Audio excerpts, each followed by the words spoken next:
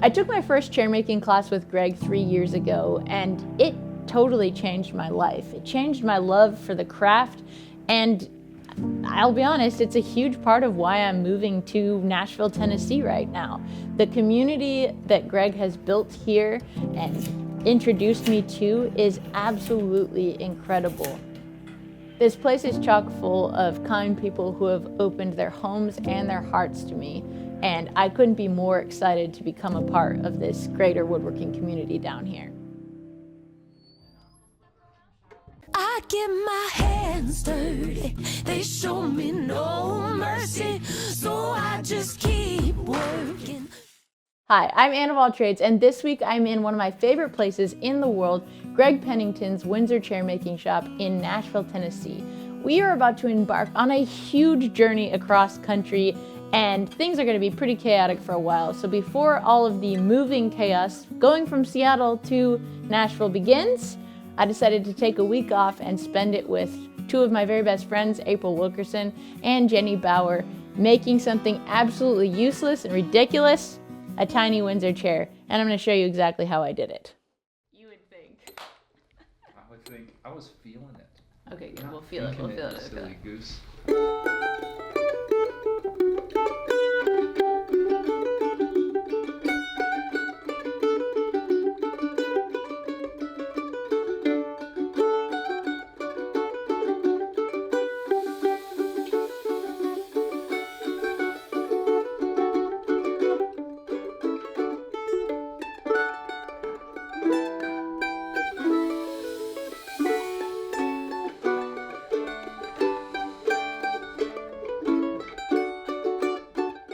I'm sure a lot of people are going to wonder what the point of building a tiny chair like this is, and to be quite honest, it's just enjoyment.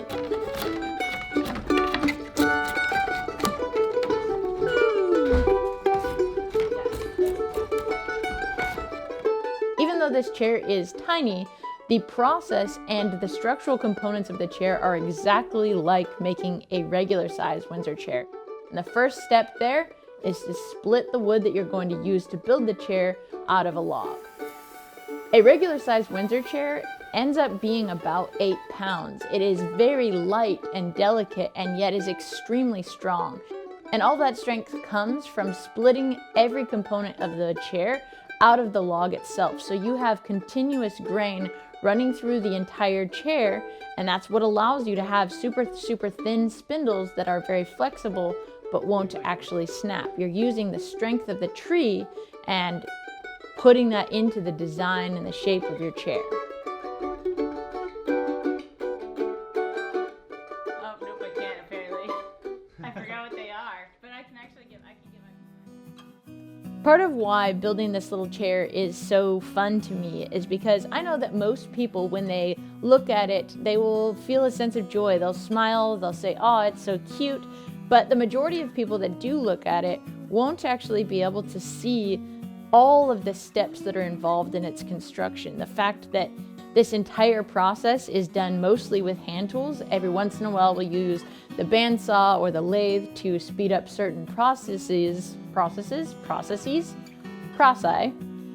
the vast majority of the work is done by hand tools. You start with the sledgehammer and the splitting wedges. Then you come inside and you use a draw knife to do the rough shaping. Then you move on to a spoke shave to do some of the finer work. And from there on out, it's a whole lot of time spent sitting at a shave horse. And the shave horse is a fantastic chair maker's tool because it allows you to get incredible clamping power with your foot, basically pushing the gas pedal on the clamp, and really quick, easy adjustments while you're working.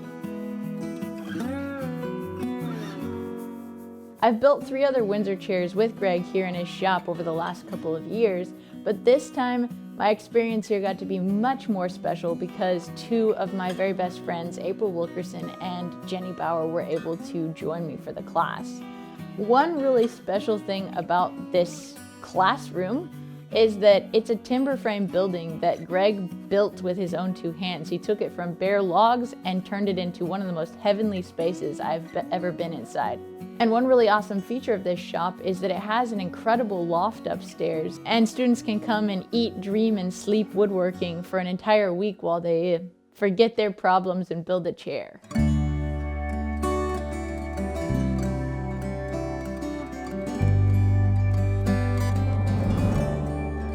I've tried to get my best friend April on the hand tool woodworking train for quite some time. We started with spoon carving a few years ago, but to have her come into this space and experience the incredible joy of finding a useful wooden object from genuinely within a log or a tree stump is a pretty special thing. And so she definitely got to have a fun experience like that. My friend Jenny Bower is an incredible engraving artist, and she has more talent in her 2 hands. Yes, she can write, do calligraphy and everything with both hands equally beautifully. And she got to take a chair making class last year at a different spot, and she loved it so much that she wanted to take another one. So when she told me she was coming to Greg's, I told her, you tell me when and I'll be there too. Then we got April on the board, and we've been having a slumber party up in the loft and a giggle fest all week long while we've been in the process of finding some chairs in the depths of the logs out in Greg's forest. My little Windsor chair may be tiny, but it is certainly mighty. Before I put the top part on, I actually tested it out by sitting in it with my full weight. And of course I was a little nervous because I'd already put a ton of work into getting it to that point. Did it break? No. Oh. But I didn't really have anything to be nervous about because these things are incredibly strong. You can put a 300-pound person in an 8-pound Windsor chair and it's going to be able to support it no problem. And that honestly is a testament not only to the strength of the wood, but also the quality of craftsmanship and knowing how to exploit wood's strengths and weaknesses to your advantage. And that's exactly the kind of thing that I've learned from Greg working with him here in his shop. One of the things I'm most excited about in moving to Tennessee is that I'll get to spend more time with Greg and learn from someone who is an absolute fountain of knowledge and pretty good dad joker as well. Taking a log and turning it into a completed chair in the span of a week is a pretty daunting task, and there's certain things that need to be done quickly at the outset of the project because they need time to dry. And one of those things is riving out the crest rail or the continuous arm or any components of the chair that actually need to be steam bent. So we rive all the wood at the beginning of the class so that it has time to dry throughout the week, so that at the end of the week when you're ready to actually assemble and glue your chair, everything has dried to the point that it needs to be done. Once you do have your components split and done the rough shaping, you do whatever steam bending needs to be done. When it comes to steam bending the continuous arm for this chair, you put it into a steam box for 45 minutes. That fills it with steam and makes it very hot and pliable. Now Pull it down, real nice and slow. I gotta let it stretch. And then you put it into a bending form and leave it clamped in that bending form to dry for a couple of days. And again, that's why we want to get that done at the beginning of the week to make sure that it has ample time to dry in the form so it doesn't spring back to its original shape. Once you've got those important bits done at the outset, you can start to do some of the more fun bits. And one of my favorite things about doing Windsor chairs is turning the turned components on the lathe. It doesn't come as a surprise to very many folks that I never shy away from some friendly competition. So when Greg told me that he could turn a bunch of these chair components in a matter of minutes, I obviously had to get out my timer and see what I could do about beating those times. Obviously, I am not making Windsor chairs for a living, and so I probably will never be able to beat Greg's time, but just introducing that friendly competition made the spindle turning process infinitely more interesting and exciting to me. And every single time I was able to shave off a few more minutes and then finally a few more seconds until I had these little bobbins down to 4 minutes apiece, and that is pretty dang cool. A huge draw to Nashville for me is the fact that there are so many musicians around these parts. I've been playing music my entire life, and my mandolin teacher Dan stopped by the shop one day and we had an impromptu jam session.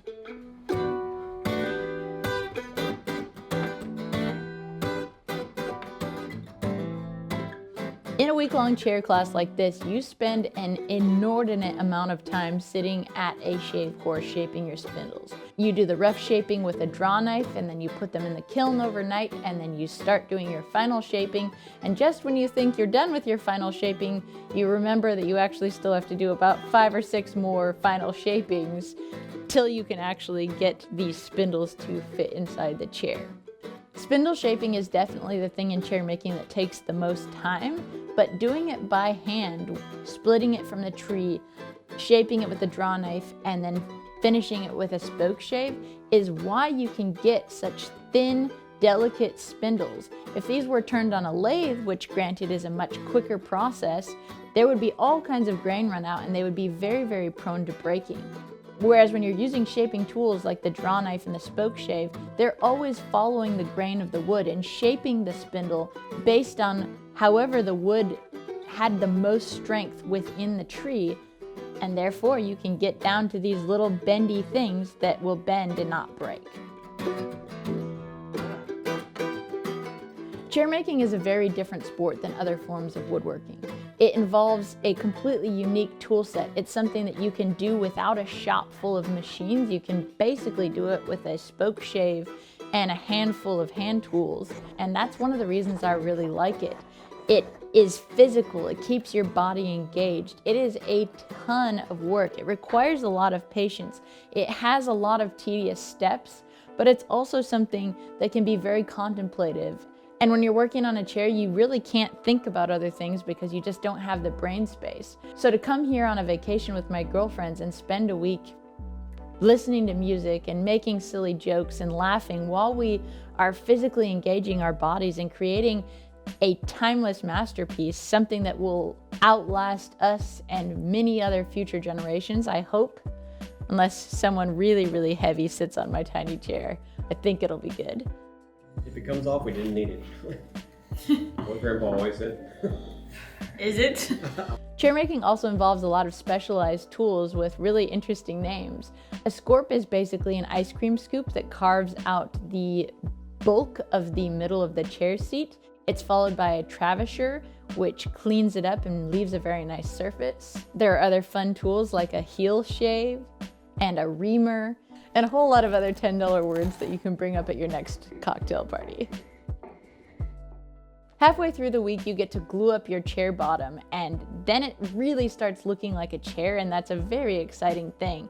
But it is a little bit of foolery because there's actually 1,000 more really detailed steps that come after that. But once you can sit in the dang thing, man, as far as I'm concerned, we're pretty much done.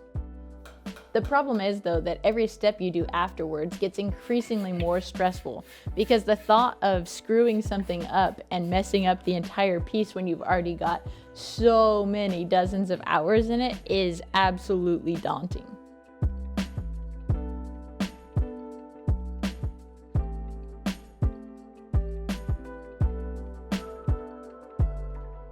Greg is an incredibly talented and patient teacher, and he has come up with all kinds of fun tricks that help you to get over some of the crazy difficult tasks that are involved in chair making. One of his more clever tricks involves the use of lasers to lay out the lines for all of the drilling operations that you do in chair making.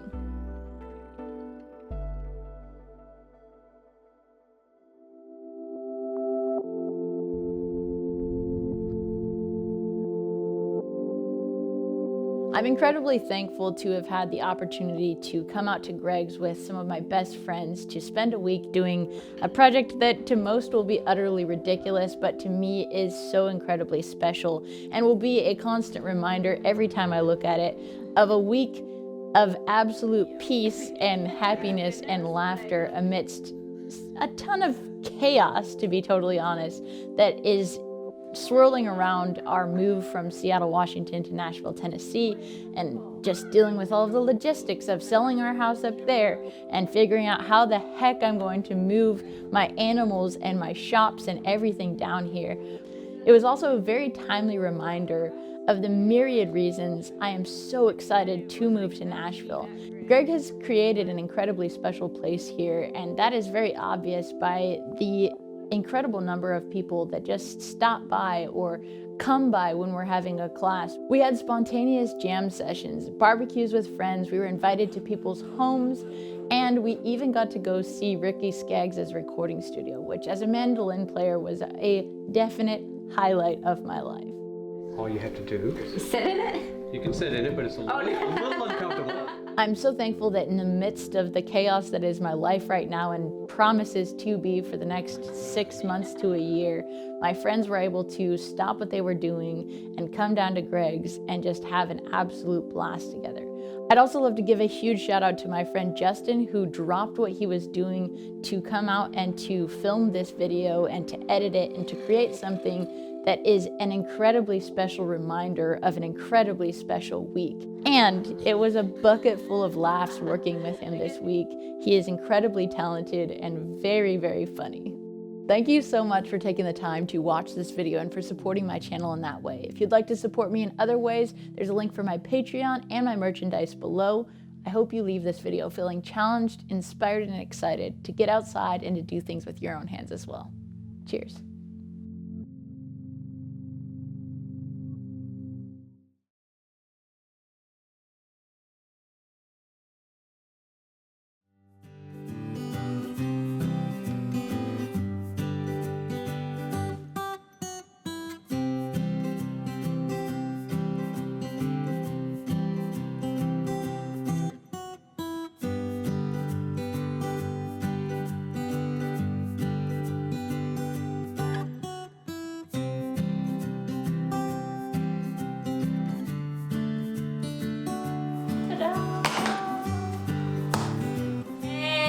There we have it, a perfect bunny-sized rocking chair, fully complete. You may have noticed a quick change of scenery. I didn't actually finish the chair when I was in Nashville because I was doing a lot of preparations for our new farm in Nashville, and of course ended up bringing a little partial project back to Seattle.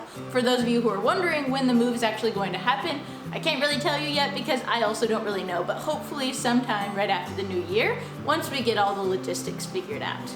In the meantime, we've got lots more fun projects coming your way as we fill the time between now and then.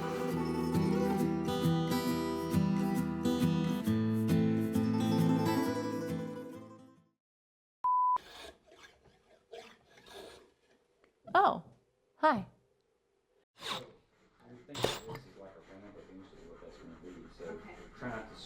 Hold, please. When it comes time, oh, good God, you should never buy a full bucket of chicken.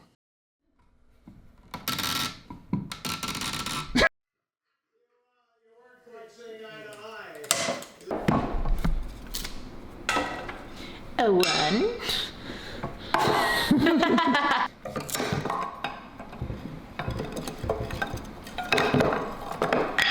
It's a stage 4 clinger. Have a lot of those in life. Why can't I formulate a sentence?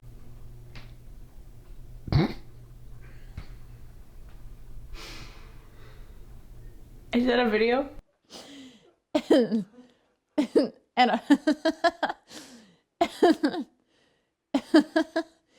a whole lot of other $10 words that you can... This is garbage footage.